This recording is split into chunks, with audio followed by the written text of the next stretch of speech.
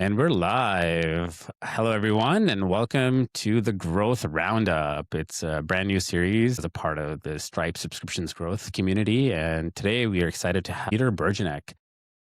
Peter is a growth product design leader. He's been currently working at Reddit, previously at Meta, and a few other places. Last time, Peter, we met was actually at Stripe Sessions, where you joined the roundtable we had, and we talked a lot about subscriptions growth. We talked about acquisition, retention, and monetization, and we wanted to bring that same discussion here to the subscriptions growth community here. And so let's get started by getting to know you a little bit. So tell us a little bit about your background and how you got started in product design. For sure. Yeah. Thanks for having me here. And yeah, it was awesome seeing you in San Francisco for the Stripe sessions during the conference. Yeah. How did I get started in product design? I've been doing this for around 15 years or so. Started by hacking stuff in college, like building apps and stuff like that. You know, the iPhone came out in 2007. That was around the time I was like graduating from high school. And I was like, oh my God, this is the best thing ever. You know, like, so I started reading their guidelines and documentation and I started building apps. I also used to like hack video games and stuff. So, you know, I was like always interested in like the code aspect of things. And then after college, it's actually a really funny story. Not many people know, but like I remember I was just like chilling. This was around 2011 or 2012 or so. I was just like chilling at home and I get a call from a recruiter and they're like, oh, hey, we're building, this was in London. They're like, we're building a banking app for a client. We're like this agency XYZ, like, have you previously built banking apps? And I'm like, yeah, totally. I had not. And that's kind of how it started. You know, I came over, I already knew kind of the guidelines, you know, how to use Photoshop back then, all that stuff, built some like products, but kind of just rolling off of those vibes.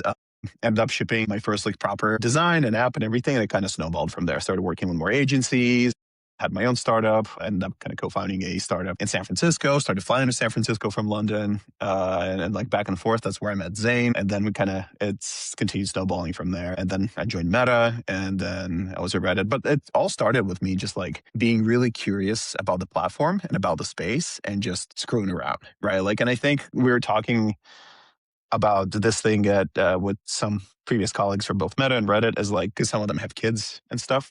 And it's like, how do you ensure you continue being like a good designer? Or like, how do you ensure you stay good in your like space? And the number one answer we kind of like all landed on is like curiosity, right? You have to be a little interested. You have to be like curious about what's developing, what's happening. You have to like experiment and build a lot of the things that you just don't know how they work, because by the process of building and discovering, you understand how a thing functions. And you're like, oh, okay, cool. Like I can do this. So I think just like a big part of that. And that's how I got here. That's a long-winded answer of saying I just like screwing around a lot and building stuff in my free time. Yeah, I love it. So growth design has become a pretty new term. It's become one of the hottest discipline in product Mhm. over the last decade. Probably like I would say the last 5 years or so. There's like proper function within a lot of companies. So tell us a little bit about how do you define growth design and like how does it differentiate from like traditional product design? Because I know you kind of made that transition from traditional to Yeah. more growth design recently. Yeah, so this is interesting because, you know, I've been hiring, full disclosure, you know, I work at Reddit. I'm not representing the interests of Reddit. I'm representing myself and my journey here, but I'll use examples of, we're hiring for growth designers. And it's, again, the conversation came up, like, what's a good growth designer? As I was talking to some of my recruiters versus not. And my take is any designer can be a growth designer if they index on optionality. So when you produce mockups, when the pixels hit the screen, the canvas, a big part of it is option A, option B, option C, mapping to company goals, mapping to metrics, mapping to like both user needs, but being super vigilant of like, how can we increase metric X or Y? And optionality is such a big aspect of that. And it's generally a good thing to have as a designer overall. When I was at Meta, my org was also part of the growth org.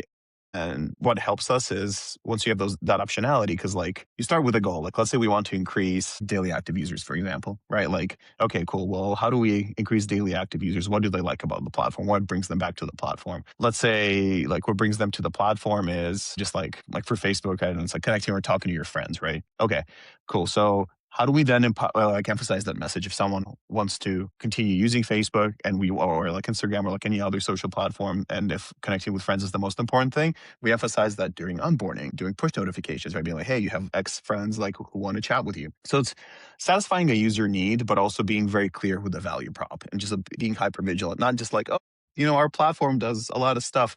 You have to really know what you're kind of selling and kind of be really clear with that.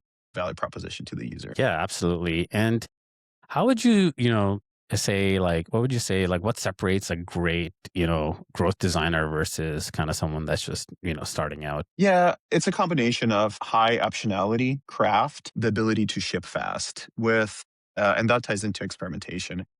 We have a lot of principles and a lot of ideas. Let's say we want to increase, daily active users. Cool, that's our metric. We have a bunch of hypotheses. Ultimately, there may be prior research, there may be user experience research, but we don't know until we've tested it, right? And we have to nail down like out of all these like options that we have, work together with product, with engineering to identify what can we ship fast, what do we think has the highest chance of having the highest conversions and run an A, B, C, D experiment. And that depends on like the organization's experimentation capacity. But like the best thing, and in my opinion, like this is what made Facebook grow so fast is the experimentation culture and the data-driven culture. And Reddit's got that as well.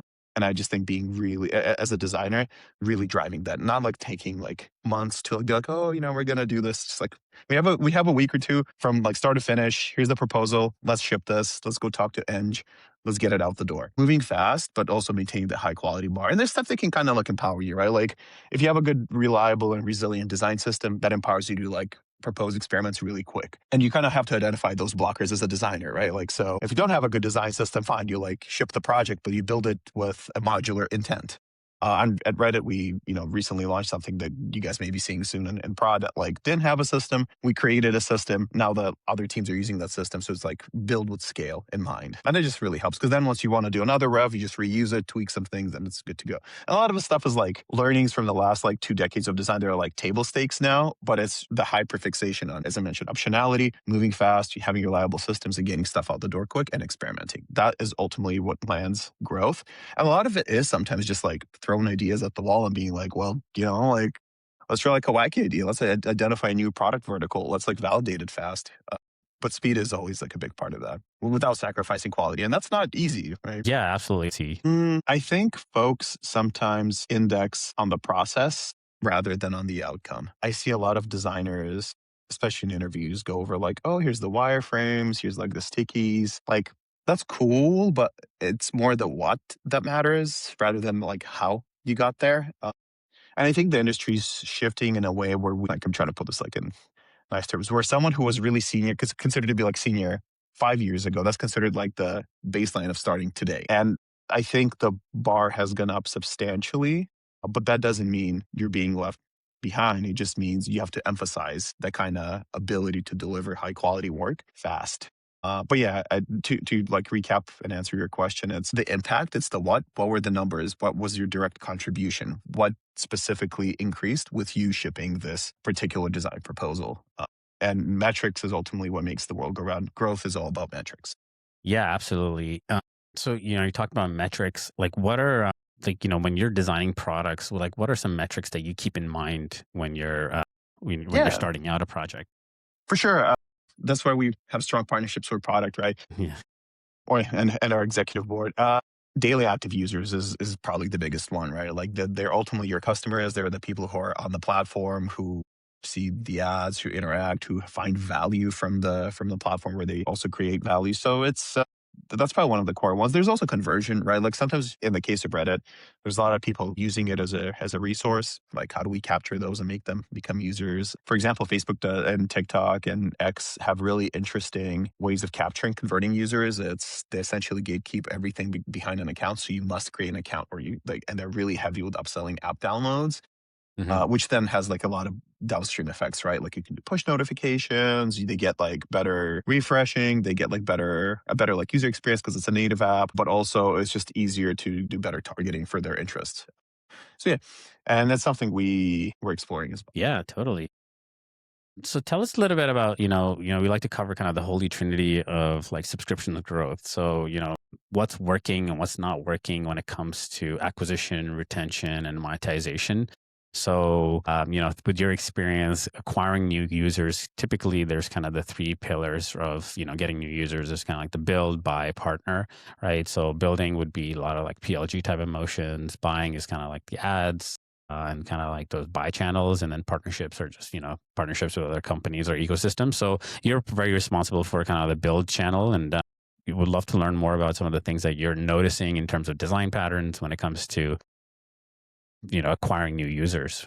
Sure. Depends on the product ultimately, right? Like it comes down to solving a user need. With in Reddit's and Facebook's example and Instagram's, it's a free platform. There are subscriptions you can use, but they don't make up the bulk of it. The majority of revenue comes from ad revenue. So what helps is just by having people on the platform. When we're building for that, I kind of mentioned this in my previous kind of answer. Using a native product generally has better targeting and a better experience, and it ultimately results in a longer retention curve. So our goal quite often, both with like Meta and Reddit and other place I've been to is like to get people into the app. People just like stick around longer on apps. And you have a lot of venues where you can kind of resurrect them, re-engage them. Emails also another channel. So the each data point, for example, during onboarding that a user gives you is an ability for you to kind of bring them back and provide them with value. So if you ask for their phone number, at Facebook, my team, we kind of owned phone number management that kind of fed into the social graph. So if someone finds value in Facebook and connecting with friends, a lot of you listening may have experienced this where someone comments on it, you get a text message saying like, oh, hey, like Bob left a comment. That is such a strong both resurrection and re-engagement loop. It drives so much DAO and monthly active users that like there's a lot of things like that. And growth is kind of that, like, how do you create the flywheel? How do you create the entry points for a user to kind of re-engage with the product perpetually? So we kind of like think about that. And you mentioned like syndication. We work with external partners, like there are other tech companies. How is it perceived on us? How do we bring those kind of those external platforms with? And so you have like the business negotiation side, and then you have like the product negotiation side, right? So the product negotiation side is like, we must like, what are our principles? We must always provide the user with value first. Once they get the value, then they're interested in coming to the product. But then once they're in the product, we can have those re-engagement loops. Hmm. Absolutely. So tell us a little bit about those re-engagement loops. Some of the experiments that you've, seen to be working well, like some of the things that you're seeing in Mm-hmm. other products as well. We'd love to kind of dive a little bit deeper into that. Ooh, I have to check what we've launched publicly now versus not, so just to see what I can like speak to.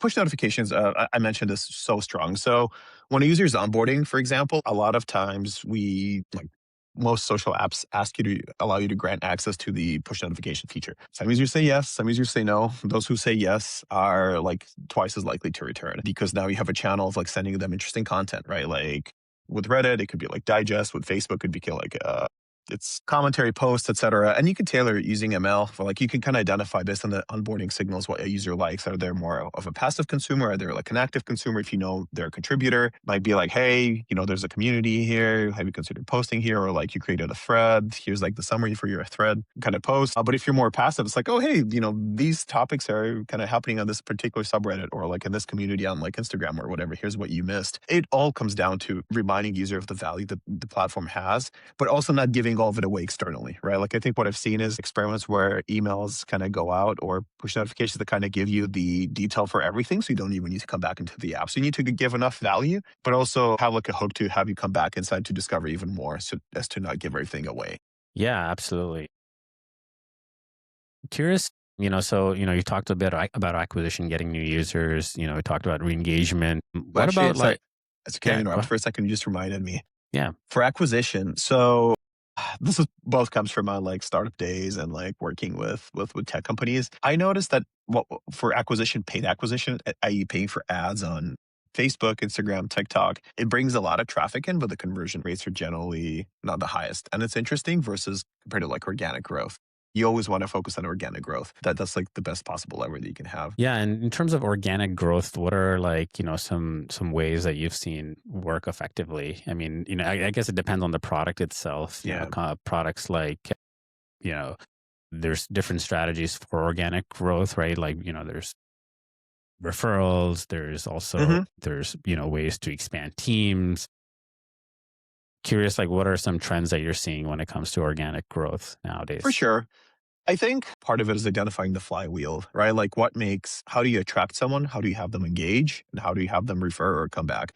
But 100% that, right? Like for social platforms, humans are social creatures. This is what we're doing right now, right? Like we're having a conversation. We enjoy this kind of stuff. How do we tie into like providing that kind of value? And sharing is a big part of it. Like if you find, like, don't make it hard for a user to share interesting content with their friends. Because chances are like, if you're on an Instagram, another person's going to be like, you're like a smaller product, right? Like if you're on Reddit, chances are like, if you send me something, I'll check it out. I'll like get hooked on it and I'll start like exploring other other things. And it's just utilizing every possible venue, right? Like a lot of startups, they're like, oh, we need to have like an MVP. An MVP is good when you solve a user problem, but then how do you continue educating them on the user problem? Through experience, right? You don't tell them what necessarily they're missing, but you kind of show them. Sharing is a really good example of like, hey, here's the product, like check this out. Here's other stuff that's happening. And they're like, oh, cool. You send me a link to like a Reddit thread. I'm like, oh, sick, let me check this out. Like the World Cup is happening, for example. I read about it and then like, there's like an upsell for something else. I click on it and it's like, oh, hey, download the app. I'm like, oh, this is cool. Well, I've got value. Let me try it out. Another like acquisition channel it is ads, but ads, I think if you need to really know who you're targeting and what communities you're targeting. So there's specific topics that are highly relevant to a platform. I think seasonal stuff is really kind of there as well. For example, the World Cup, right? Like it would make a lot of sense to partner with those companies and have either ads or communities that do discuss the World Cup on Reddit, for example, make it clear that like, hey, this is what's happening on the platform. So even if someone is referred to Reddit and you send me a share for something else, like maybe like I'm just spitballing here, like would make sense to have like some sort of like, hey, here's like what's happening on the platform, what's interesting, what's like in the zeitgeist of society, and that kind of gets you interested in there. But yeah. Yeah, absolutely. No, those are some great, especially like, when it comes to consumer products, those are some great strategies. Also, would love to learn more about, how you think about, retention. So, when it comes to like, especially like, free products, I think you've, over the last few years, you've been working on free products. How do you think about retention, and what are some like design, product design things that you've implemented that have helped with that? Yeah, for sure. And like you mentioned, right, like it's part of the product journey, right? Like you acquire them, you have to convert them. Sorry, you convert them, you acquire them, and then you have to retain users. And churn is a real thing. Freshness, a lot of it comes down to relevance and a lot of ML stuff, right? Like relevance, relevant content. If your platform, like if I care about a bird watching community in like, North San Francisco, there's not a large one, and I tried checking a platform that kind of had some steam going and then it disappeared. I'm not going to come back. And like, no matter how many times you try bringing me back, I'm not going to come back because I see nothing's being posted, right? So you have to have relevant content and freshness of content and user generated content. And then on the design side, it's your responsibility to map it to the consumer, right? Be like, hey, we know you really like this. This is where we partner with Eng. Be like, hey, what can we learn about the user? What can we actually provide a value prop on? And then remind them like to like retain, show them other relevant communities. A big part is also what we found to be really valuable is community cross-selling, right? So like you're in one community and chances are if you like trying to come up, we were talking about planes earlier, right? Like I'm going to spitball here. Like if you like planes, maybe you like other mechanical stuff, maybe a car subreddit, like or something like that, right? Like, and how do we serve that in an elegant way, which doesn't detract you from the content, but also shows you like interesting information that continues like re-engaging. And it maps to that UGC aspect. But yeah, it's just like specifically from a UX perspective, it's giving value through experiencing the product rather than telling. So show, don't tell, right? As a Mm. principle we've definitely explored previously. Yeah, absolutely. So, and then now just, your original background, remember we're talking a little bit earlier, has been in kind of fintech products, right? And you've done a bit of work in monetization as well. I remember, with the early work in different startups, you did think a lot about monetization, how you kind of get now users to pay for products. Maybe more recently, how do you think about it? And, when it comes to monetization, like how do you, what's kind of the growth product Yeah. design take on that? There's my take and there was where the industry is headed, right? Like Yeah. my take for any consumer product, freemium seems to have won, right? Like nobody's going to, I mean, you'll have like if it's a really niche use case and you solve like a very small user need, people will pay, but generally users want to try before they buy and subscriptions just provide additional value for like consumer products, right? For social companies, the scale is what drives the revenue, right? So because you can lean into the advertising aspect, but that's, not everyone could be like a 3 billion daily active user company like Meta, for example, right? So, and at that point, you need to like figure out what are you willing to give away for free? What do you want to paywall? You definitely have to have some sort of like core aspect that a user will be happy with using for free. B2B, on the other hand, I'd say is like probably the opposite, right? Like once you solve a company's need of, there's very clear saving of costs, reduction of costs, they will happily pay you for that. Because like, it's a balance sheet. It's really easy to compare numbers and for them to just like pay a subscription when it saves like a certain percentage off of their like overhead. But for consumer stuff, you have to have some sort of free aspect or a trial period and ensure that users are using it. And then you remind them of how much value that brings if, they're out of the trial period. And the growth mindset in that space is like send them emails. Emails are so powerful. Like everyone hates them. We all hate Mhm. getting them, but they're such a powerful re-engagement and growth lever. It's kind of funny because emails are also like a pain in the ass to design for because they're like running at what like HTML like two or like CSS2 or like it's you have to use tables. It's wacky. Yeah, for sure. It's always interesting, right? Like, yeah, with freemium products, always, you get the people to use the product for free for a bit. You kind of have those upgrade nudges for the trial and trial to paid and then paid to kind of, expansion. And then from there, like moving into, land and expand approaches for if you want to get into enterprise. Now we're kind of seeing also a lot of changes in terms of like the whole pricing model, right? Like in over the last few years, there was kind of the traditional subscription. You pay for the service and you get pretty much everything. And then seat based pricing got introduced, right? Where you add team members, you pay for each seat. And I think now those are kind of going away, and we're seeing more and more usage based pricing, right? In the Stripe session, the roundtable, we were talking a lot about gamification of pricing. Hmm. And I think that's a pretty interesting area, especially when it comes for product designers. Like, how do you gamify, pricing, and how do you gamify people paying for products and kind of that whole usage base? How do you think about that as you're like playing around with products and also maybe with your current experience? For sure. I actually think Adobe is exploring something. So, but like into this in our space, AI is everywhere, right? Like, and AI runs tokens. And what we as an industry have done, we've monetized tokens. And we have that abstraction layer of tokens are like a abstract number that doesn't easily map to a cost. I think it's easier to abstract to be like, oh, hey, buy like, 20x tokens for this price or whatever. And it's something we've been seeing happen. I think video games kind of started doing this a while ago as well. Like you buy in-game coins or gold or whatever, and then they can use that to buy an app products. I think it's kind of seeping into software as well because of the way how like a lot of AI products function because it's usage based, like you mentioned, and the consumption of tokens it's like consumption based. So like an abstraction layer generally always helps with growth because it's harder for humans to map a direct value conversion. That's why like ultimately like the earliest version of that is like a gift card, you could argue, right? Like you kind of buy into a company's ecosystem and then you're going to use up that kind of value. But I think we'll just continue seeing more of that. On our end, we don't have that. Again, it's, kind of lean into ads, but you're making me think I'm like, can you do some sort of tokenization or anything? Live product idea generation, everyone. Yeah. Yeah. Yeah, I mean, it's always interesting, with just kind of getting people started within the product, right? And you've worked from products from scratch. I remember, you designing different apps in the early days, and and then I guess like throughout your journey in your previous company, like you've thought about onboarding, right? Like, how do you get people started? So what would you say like are some of the things that you've learned on what makes a great onboarding experience, and how are the patterns changed over the last, few years? Yeah.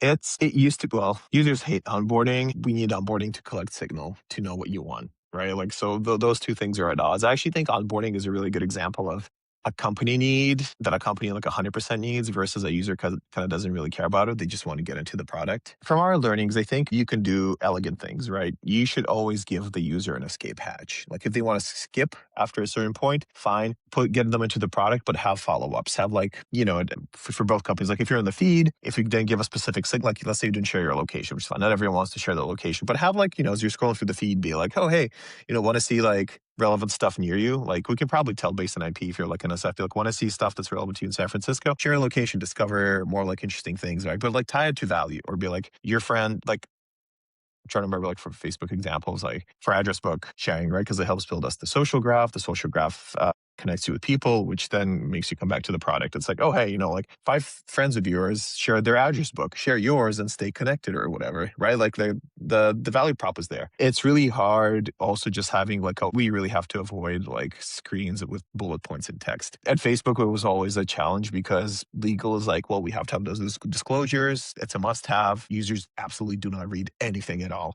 So how do you reconcile that, right? Like, so you use like visuals to communicate that. You maybe have some sort of animation or motion, but you also weave in the value prop. It's like, oh, you share your address book. but that means you connect with people. So you could have like, oh, address book, like upload animation, and then like all your friends who you've previously connected with, like on IG or Facebook or whatever, like the animation kind of like pops out of there. Like you can have visual metaphors. And if they then, don't do that, you can always like follow up later once they're in the product. And then we utilize the notification tray for like, hey, like X number of people uploaded their like address books or whatever, like do that. And then like other kind of points of entry within the app for signal acquisition, because signal just helps you find the product. But to kind of to like step back and answer your question, I think users prefer zero or minimal onboarding and they just want to get into the product. But for like, if you get them into the product and the signal is bad and you show them content that's not relevant, they're going to bounce anyway.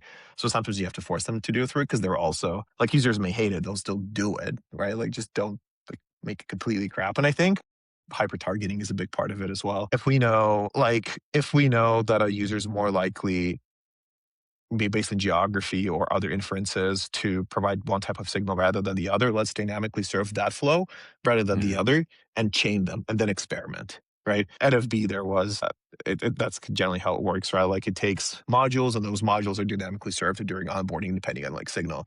That's a very complex ML engine, right? But like it was worth an investment, because then you have like higher, like based on the probability, higher conversion rates, we get better signal, users more likely to return. It kind of creates like a positive feedback loop. So it comes down to like experiment, have it dynamic, don't have like a hard coded onboarding flow unless like you're in an MVP stage, right? But like as you get more mature, it's really important to like hyper target. Yeah, absolutely. Yeah, experimentation is key, as you mentioned. Tell us a little bit about how you approach experimentation. I know it's a big part of all the companies that you've worked at. How do you think about it? Like, how do you approach it? We started calling this, and I've been using this term. There's vibes and there's metrics, right? I think when we're doing a lot of companies, when they plan features, it's generally vibes over metrics, but we should be the other way around, right? Like, what do the metrics tell us? We should have product sense. We should have like an intuition, but we need to validate it with numbers. And if our intuition is wrong, that's cool, right? But that's where optionality that I previously mentioned comes in really valuable. It's like, all right, cool. Well, our hypothesis A failed. We had another one. Let's try this one. And how do we and experimentation, writing concurrently, right, is really important. Now, the challenge is, I was talking to another friend who has his startup, like we were talking about experimentation. And he's like, I don't really have the scale. I can't really run like A, B, C, D tests when I have like 500 paying customers, per month. I can't really like do all of that. So like, what do you do then? And it's a good question, right? At that point, you can start leaning into like qualitative learnings with like user experience research, recruiting them, working with your clients, identifying what they really want versus what they don't. And ultimately comes down to like, you have to engage with your users and know how they're using the product. Quantitative experimentation works at scale. Qualitative works at a smaller size, and it gives you deeper feedback. So it's also like just balancing those. Yeah, absolutely. I like that. And let's shift gears a little bit about your workflows. Over the last year or so, like workflows for pretty much every product manager and product designer have changed. Right? There's like so many new tooling now, and let's talk a little bit about AI workflows and what how has your workflow evolved over the years? Yeah, for sure. The hot question. AI is really, really good at some things, and it's a complete wild card at some other ones. And I think we're going through this journey in the industry where we're trying to see if AI works in every possible use case, and are discovering that it's like really, really good at some things and then a hot mess at other things, right?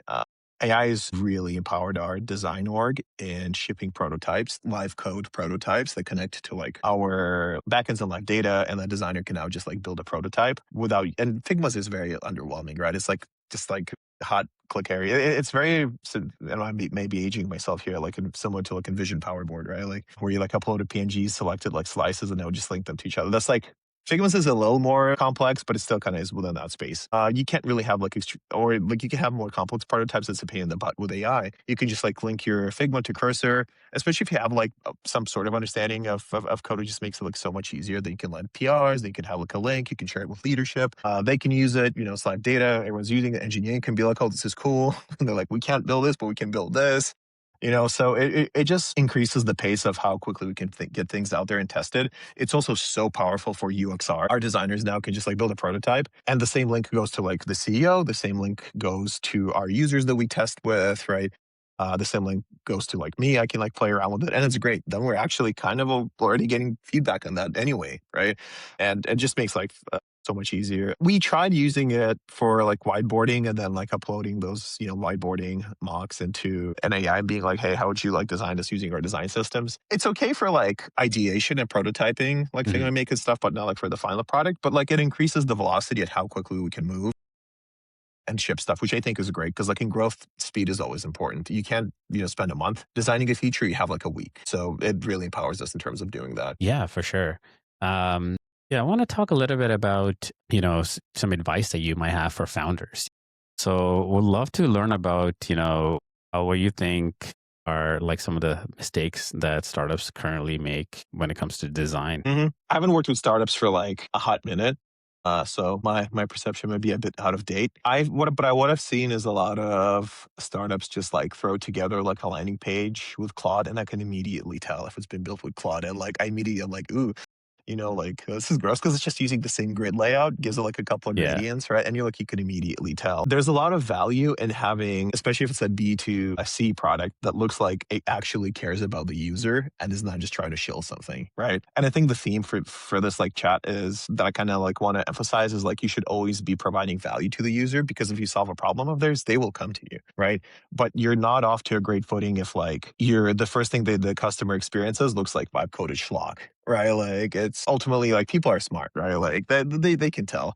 So I think putting in a bit of effort and craft into the high traffic or like the entry experiences is like will pay dividends. Mm.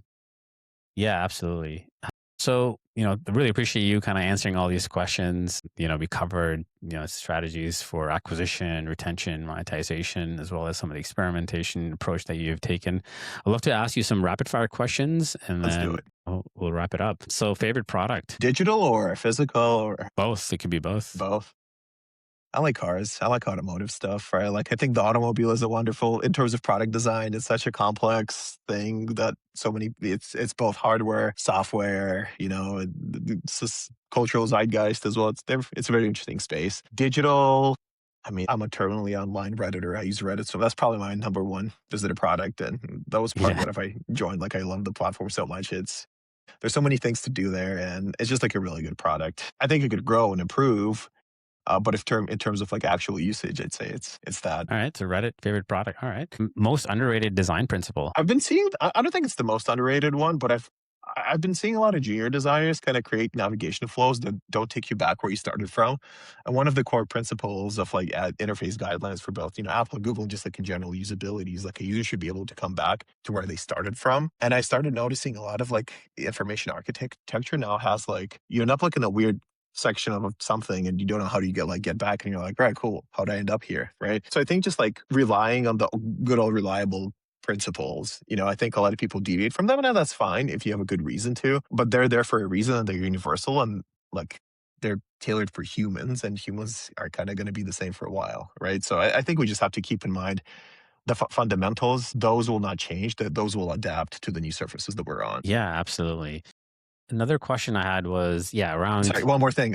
This may be a hot take. I think liquid glass is pretty terrible. Maybe a very hot take, but among my fellow design peers, but I think that was a somewhat of an L from Apple. Yeah, it's always interesting to see when companies launch their new design systems, and but yeah, definitely not a huge fan either. Tact. I think selling ads. Mm. Selling ads on specifically like paid acquisition on platforms like TikTok and Meta, like you get a lot of traffic, but if you're not optimizing your ads well, just like spamming ads, like the ads themselves are valuable, but like not having intentional ads, you're just burning money. You're just gonna like a bunch of people will see it, the wrong people will see it, they'll be like cool, they'll check it out, they will not convert, and you just burned like 20 grand trying to like screw around. Yeah, for sure. And what's a favorite AI tool? Whatever the latest model is of the week, they change weekly, so you have to bounce. Sometimes it's Claude, sometimes it's Gemini, sometimes it's OpenAI. I have a local LLM running at home on my machine. Managed to find a 5090 at a non-insane price and kind of set that up. So Hugging Face, not sure if you've used it, but like it's a public repo for open source models. I love screwing around with them so much because you could get some hilarious ones, and there's some weird mutated ones on there, which is like a merge of Opus and Quen or like other ones. It's a fun rabbit hole, but I think they keep changing every week. My go to at work is Gemini. because I think Mm. Google has just better workplace integration with everything. For coding and engineering, Claude's the go-to, and OpenAI just used for like personal, like random questions and search. Yeah. So all of them. Yeah, similar to my workflow as well. I would say, yeah, what's a company that you think every designer should study? I think this will come as no surprise. Apple's guidelines, human interface guidelines, you should brush up on those annually. If you don't do it annually, at least every couple of years. Like the Mm. fundamentals are so good. They don't necessarily follow their own guidelines, but it's just a good baseline understanding. And same for the Google material guidelines. Like I was saying in my previous answer, right, like it comes from a place of understanding human thinking rather than the surface. And we'll always say the same in terms of design, who's doing like interesting things. I think we have this like, I mean, go on a rant, but like, especially in the AI space, everyone's kind of trying to look like the same and it's kind of getting confusing. And stuff, I see ads for 5 different companies and it's the same style of ad. Black background with like a terminal UI and that's it. And I'm like, I don't even remember the company name. Like, what do you guys even do? Just like the name of the thing. And I'm like, oh, this is cool. So I think a lot of Yeah. maybe the inverse of I feel like a lot of companies right now are just like regressing to the mean or not even regressing to the mean, but it's just like this lack of identity. And I think minimalism is good, but you can stand out, right? You can do something unique. Mhm. And I don't think we're doing enough of that. I do want to bring up design in the automotive space, and I'm not sure how many people are aware of this. Like Ferrari recently launched their new EV, which was designed by Johnny Ive. Johnny Ive is the guy who Mm. designed the iPhone.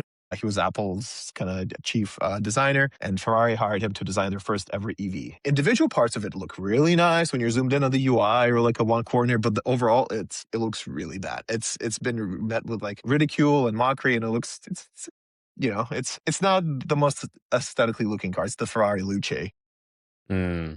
They're sticking with it, but like the execution overall, like is you can see where the influence from Apple and Johnny Ive's perspective of how to design consumer goods, he applied it to a vehicle. And I think that's a really interesting example of how it doesn't necessarily fully translate. I'm not sure if you can like bring it up on the screen share or not. I'm happy to kind of like dive into that, just kind of like to show the users, but the listeners on the podcast. But Yeah, maybe. Yeah, you can. Where can they find it? Like maybe they can just look it up. it's like, yeah, look it up Ferrari Luce, Luce. But yeah, You've probably seen it. Yeah, it looks like a thing. If you like crop one part of it, it looks interesting, but the full picture is kind of you're like, what? This is like a 600K car. What? yeah. Interesting. Let's see if I can. Maybe When I see this her is screen it. sharing, There it like is.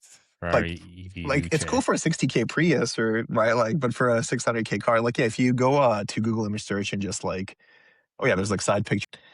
But yeah, Yeah, cool. Yeah, well, people should take a look at it yeah. So when they I get a think that's a good chance. example of like using tech or Apple style thinking and applying it to an automotive space, and it has not been met with positive reception whatsoever. Even though I assume the craftsmanship, the functionality, and the mechanics are all like stellar.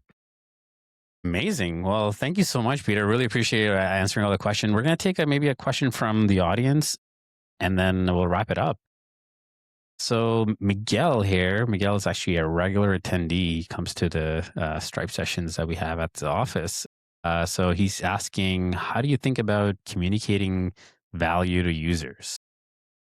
Yeah, for sure. You either show to them through the user experience, right? So for Reddit, if you're browsing a community, you get to the bottom or in the middle of a post, why not like show other communities and rich media and stuff that's kind of like available, right? Like give them open doors to other functionality within the app that they can screw around with or play around with. If you're going for a very growth hacky one, you can block certain experiences and be dynamic with the disclosures. Be like, hey, discover X, discover, I don't know, if you're like browsing, yeah, let's say browsing the World Cup, right? Like, and you can technically block the experience and be like, oh, discover more sports on, our platform. Click here to like sign up or download the app or whatever. So you can do some gating. All the social platforms use it. Maybe whatever product you have can experience that as well. Be like, oh, like you're trying to like, I'm trying to apply this to like a fintech product and let's see if it works, right? Be like, oh, download bulk like statements or whatever by like downloading the app and like customizing it, and then kind of give them how the UI would like look, kind of dangle some of that in front of them. Cool. Hope that answered your question, Miguel. Thanks for the question. Well, we're just out of time. And Peter, we want to thank you so much for joining us today. This has been incredible. It's always fun to interview your own friends that you've known for a long time and in a different format. And I get to learn so much in this format that you wouldn't otherwise, you know. So really appreciate you taking the time. How can people find you? What's the best way to connect with you? Yeah, you hit me up know, on LinkedIn. yeah. The good old platform for that. I do have Instagram. I never use it, but I think LinkedIn's probably the place to do it. But yeah, it's Peter Burjanek at LinkedIn. And yeah, thanks a bunch, Zane, for inviting me over. This is super fun. Had a blast Yeah. talking to you, and it's the space growth design in general is always evolving. We reached a space where it was like PM and design is not needed. We have AI, and that was kind of like reverting back from that. So we'll see. Yeah, absolutely. Well, thanks again for joining us. And, be sure to check these out. Like every Wednesday, we're going to go live with, different growth folks in the industry. So we have the next one coming up with folks from Adobe, and we're going to be talking about monetization. So make sure you tune in for that. And we'll also share some of these, on recordings as well. And really appreciate everyone joining. So thanks everyone to the Growth Roundup, and stay tuned for the next one. Thanks, Thanks, Peter. Really everyone. It appreciate was a it. blast. And thank you, Zane. Take care, All right. everyone.